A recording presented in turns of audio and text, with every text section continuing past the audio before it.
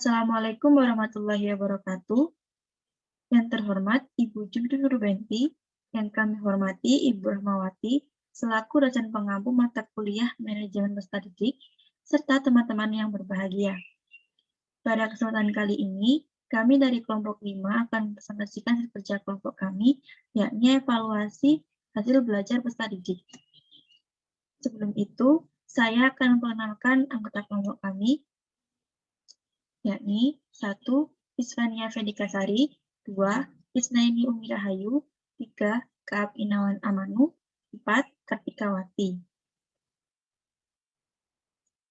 Pengertian evaluasi hasil belajar. Evaluasi berasal dari kata evaluation dalam bahasa Inggris yang berarti penaksiran. Kata kerjanya evaluate yang berarti menaksir dan menilai. Sehingga dapat disimpulkan, evaluasi adalah suatu proses menentukan nilai seseorang dengan menggunakan patokan-patokan tertentu untuk mencapai suatu tujuan. Evaluasi hasil belajar peserta didik adalah suatu proses menentukan nilai prestasi belajar peserta didik dengan menggunakan patokan-patokan tertentu guna mencapai tujuan pembelajaran yang telah ditentukan sebelumnya.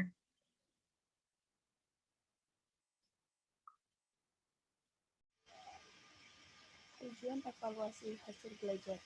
Tujuan evaluasi hasil belajar adalah untuk mengetahui kemajuan hasil belajar pada peserta didik, dapat mengetahui kelebihan atau potensi dan kelemahan peserta didik, dan dapat mengetahui kekurangan pada kegiatan pembelajaran yang selama ini diberikan guru pada peserta didik. Kemudian, evaluasi juga bisa digunakan sebagai acuan agar dapat mengetahui keefektifan dan efisiensi pengajar guru di kelas. Fungsi evaluasi hasil belajar.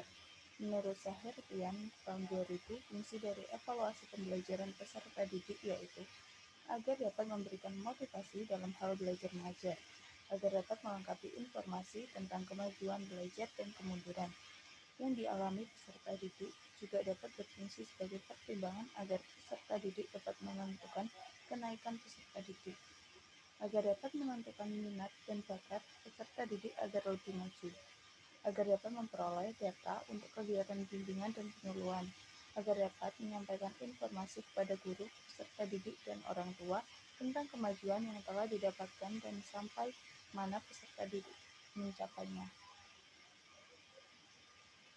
Pentingnya evaluasi hasil belajar. Menurut Imron 2012, peserta didik memerlukan evaluasi dalam pembelajaran karena ada beberapa alasan, yaitu sebagai berikut. Yang pertama, setelah melakukan evaluasi diharapkan dapat mengetahui kemampuan mengajar guru pada peserta didik. Setelah melakukan evaluasi akan mengetahui sejauh mana peserta didik menguasai materi yang telah diberikan guru. Setelah melakukan evaluasi akan diketahui tingkat kesusahan dan kemudahan materi yang didapatkan peserta didik. Setelah melakukan evaluasi akan diketahui kesulitan yang dialami peserta didik. Setelah melakukan evaluasi, akan diketahui sarana dan prasarana yang ada digunakan dengan baik atau tidak. Setelah melakukan evaluasi, peserta didik akan mengetahui remedi seperti apa yang akan didapatkan. Setelah melakukan evaluasi, akan diketahui tujuan yang telah dirumuskan sudah sejauh mana pencapaiannya. Setelah melakukan evaluasi, maka akan diketahui pengelompokan peserta didik. Setelah melakukan evaluasi, akan diketahui mana peserta didik yang perlu memperoleh prioritas dalam bimbingan penyuluhan dan yang tidak perlu menjadi prioritas. Selanjutnya, teknik tes. Teknis adalah jenis tes. Jenis tes dilihat dari segi waktu pelaksanaannya, segi bentuknya, segi materi yang akan diukur, segi kebakuan, segi cara penyampaiannya, dan segi jenis kemampuan yang diukur. Selanjutnya ada persyaratan tes. Persyaratan tes ada 3. Yang pertama, validitas. Yang kedua, rehabilitas. Dan yang ketiga, kepraktisan. Selanjutnya, teknik non-tes. Teknik non-tes ada teknik observasi. Menurut Gunawan, teknik observasi yakni suatu kegiatan yang menganalisis kejadian, fenomena, atau perilaku dengan cara berurutan sesuai dengan metodenya. Selanjutnya ada wawancara. Menurut Imron, wawancara yaitu kegiatan memberi pertanyaan secara langsung pada narasumber dengan tujuan menggali suatu topik. Selanjutnya ada teknik non-tes angket. Menurut Imron, Teknik non-tes angket yaitu kegiatan memberi daftar pertanyaan kepada partisipan yang nantinya hasil jawabannya menjadi suatu kajian yang dipertimbangkan.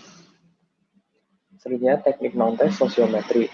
Menurut Imron, teknik non-tes sosiometri yaitu suatu metode untuk mengetahui nilai seseorang dalam suatu kelompok. Selanjutnya, teknik non-tes anekdotal record. Menurut Imron, teknik non-tes anekdotal record yaitu kegiatan mencatat segala fenomena yang terjadi secara insidental. Yang terakhir, teknik non-tes skala penilaian. Menurut Imron, teknik non-tes ini yaitu kegiatan memberi pertanyaan yang hasilnya digunakan untuk menggolongkan dan menilai individu dalam suatu masa. Slide selanjutnya yaitu kriteria penilaian. Kriteria penilaian dibagi menjadi dua, yaitu kriteria acuan patokan dan kriteria acuan norma.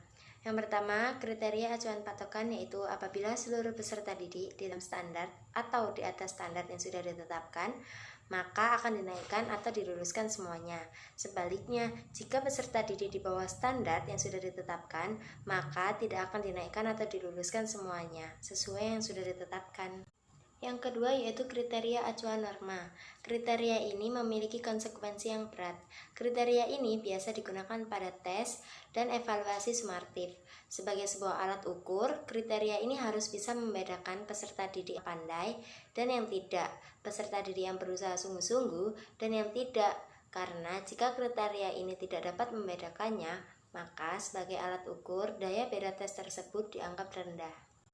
Slide terakhir yaitu program tindak lanjut. Program tindak lanjut ini ada 5, yaitu 1. Mengadakan pengayaan, yang kedua mengulangi pelajaran, yang ketiga pelaporan, yang keempat mengadakan remedi, dan yang kelima mengadakan promosi, kenaikan, dan kelulusan. Demikian presentasi dari kelompok kami. Terima kasih dan mohon maaf apabila ada kesalahan dalam penyampaian. Wassalamualaikum warahmatullahi wabarakatuh.